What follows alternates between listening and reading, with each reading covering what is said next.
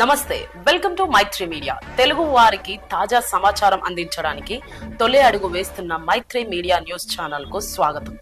ఛానల్లో వార్తలు ప్రసారం మొదలవుతున్న శుభ తరుణంలో మీ అందరి ఆదరాభిమానాలు కోరుకుంటూ మీ ముందుకు వచ్చేస్తున్నాం. మా మైత్రి మీడియా న్యూస్ ఛానల్ ని సబ్స్క్రైబ్ చేయండి, లైక్ చేయండి, షేర్ చేయండి. నూతన న్యూస్ అప్డేట్స్ ని మీ ముందుకు తీసుకొస్తూనే ఉంటాం. నేను మా నాన్నగారు ఒక ఆర్టీసీ డ్రైవరు.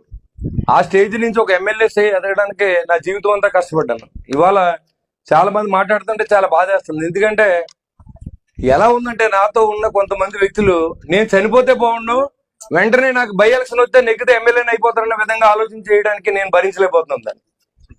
నేను గెలిచిన తర్వాత నిరంతరం ప్రజల కోసమే పనిచేస్తా ఉన్నా. నా సొంత వ్యాపారం మానేశాను. నేను ఎక్కడా కూడా ఎవరిని ఇబ్బంది పెట్టలేదు.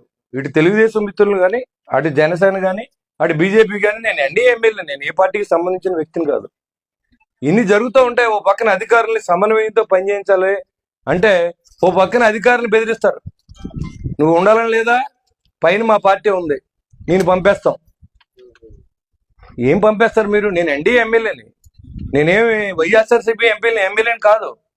ఇక్కడ అధికారులను కూడా పరిరక్షణ చేసుకోవాల్సిన అవసరం ఉంది. అధికారులుగా అవసరం నాకు పూర్తిగా ఉంది. అధికారులు చేయకపోతే నేను చేయలేను. ఇక్కడ చేయమని కమిషనర్ ఆదేశింటే కమిషనర్ అన్ని ఇవన్నీ చేయించాడు.